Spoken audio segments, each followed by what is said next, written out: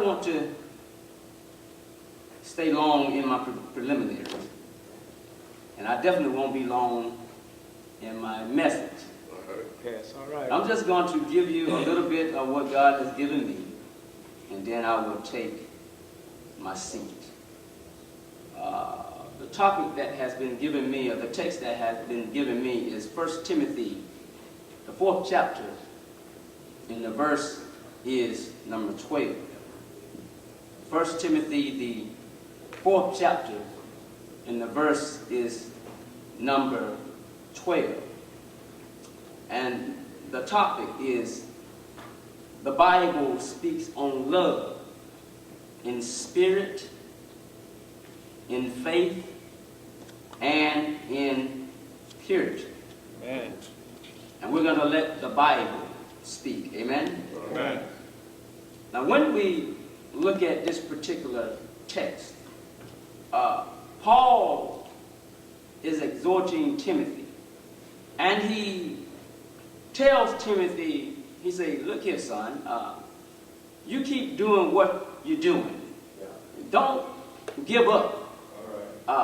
Previously in other books, preferably Corinthians, Titus was known as one who was well ready to work in the Lord's will.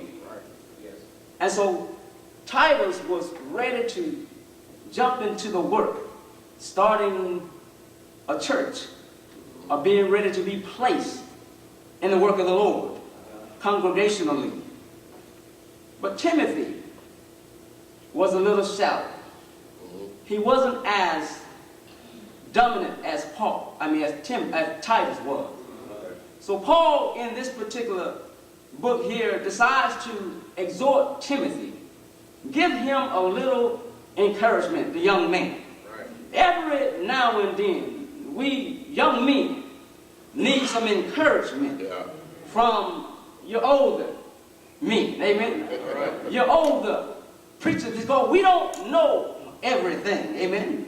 Whether we be young in age or whether we be young in the gospel. We don't know everything, so we need a little help from our older ministers. We need some mentoring. We need to be guided. We need to be led. We need to be instructed. Amen? Amen. We're just growing up as babies, growing into teenagers, young adults, and then as you are, fully mature in the gospel. So Paul encourages Timothy, son, keep going. Don't give up. And as you keep going, when we look at verse number 12 of 1 Timothy, the 4th chapter, Paul says, let no man despise thy youth, but be thou an example of the believers in word, in conversation, in charity, in spirit, in purity. Paul is giving instructions to Timothy, showing him how his character should be as a young preacher. When I look at the word let, that word shows me that there's power in the word let. How many of you know that there's power in that one little word, let? Paul says now, son, Timothy, don't you give authority. Don't you give up your power to anyone.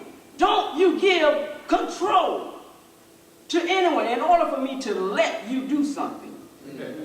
That shows you from the very beginning that I have control. But if I give up my control. I'm letting you do whatever you will.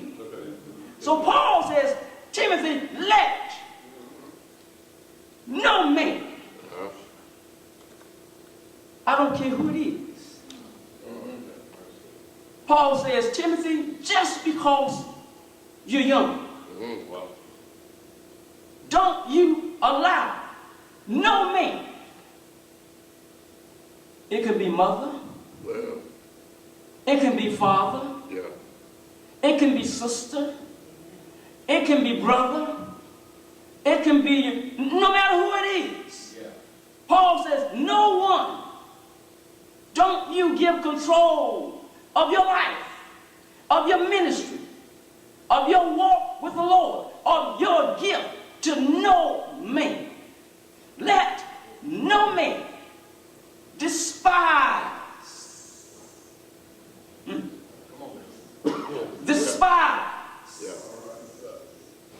When we look at the word despise, that word despise means to think lightly of.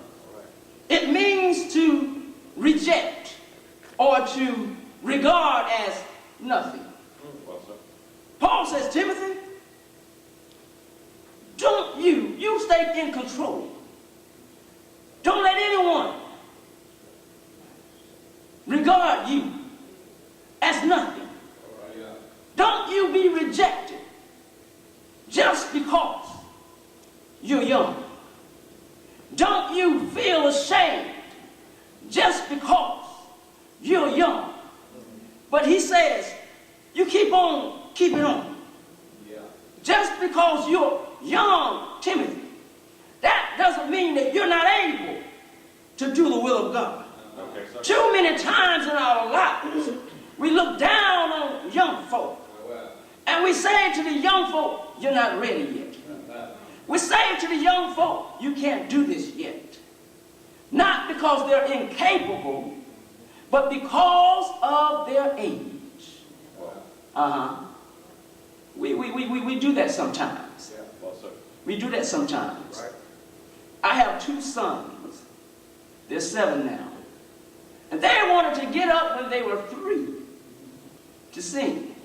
Dad, I want to sing. And I said, son, not yet. But who am I to say to my son, you can't? That is the time when I need to groom them, shape them, because they have the desire to do. Train them up in the way that they should go. So when they're old, they won't depart from it. Paul says to Timothy, just because you're young, son, don't you let anyone tell you you can't do this. Tell you you can't do that. And we need preachers like Paul. We need fathers like Paul. And I know there's some out there. I have several who have shaped me, helped me, instructed me, given me a lot of tips and tidbits.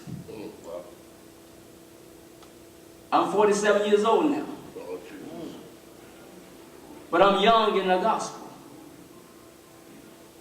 And I'm thankful for mentors, for fathers who have given me things to shape me and to mold me, to show me the way. And I haven't arrived yet. I still have a long ways to go. But Paul says here, Timothy, I'm here for you. Why? Because I love you. Why? Because I want you to stay on the right track. And these are the things, these are the kinds of things that we as young ministers need. Then he says, but be thou an example. Be thou. When you look at the word be, that word be gives us, or it denotes the meaning to come into existence. You haven't gotten there yet. But you're coming into. As you grow, Timothy, you need to be an example. As you grow, Timothy, you need to do whatever it is that you need to do to be the example to the believers. Of the believers. I'm here to tell you on this morning that Jesus was an example. Amen. I remember over there in Luke, the 2nd chapter, if we have a reader. Luke, the 2nd chapter, if you will. And we'll begin reading at verses 40 through verses 49. Jesus was one who was an example. As a young man, I remember him telling his father, his mother, I must be about my father's business. If you have it, go ahead and read for me. And the child grew. And the child, talking about Jesus, grew. And waxed strong in spirit. In spirit. Filled with wisdom. Filled, young man, filled with wisdom. Who says that a young man can have wisdom? Filled with wisdom. And the grace of God was upon him. And the grace, see, just because you're young, that doesn't mean that God's grace isn't with you. But God's grace was upon him. Now his parents went to Jerusalem. Every year at the feast. Every year at the feast of the Passover. And when he was 12 years old, they went up to Jerusalem of the feast. To Jerusalem for what? After the custom of the feast. And when they had fulfilled the feast. As they returned, the child tarried behind in Jerusalem. How many of you, do you remember your children tagging behind you as you walked along? Do you remember that? And every now and then you look back to see if they were there. You remember that? Well, Jesus was doing the same. He was doing the same thing. He tarried behind. Go ahead, Brother Demetrius. In Jerusalem. And Joseph and his mother. Say again. And his mother knew not of it. Now some would say, that's a poor excuse for a mother. Now how you don't know your child is missing? Continue to read. But they. Supposing him to have been in the company. Went a day's journey. And they sought him among their kinsfolk. Amongst the kinsmen. And acquaintance. And when they found him not. A whole day.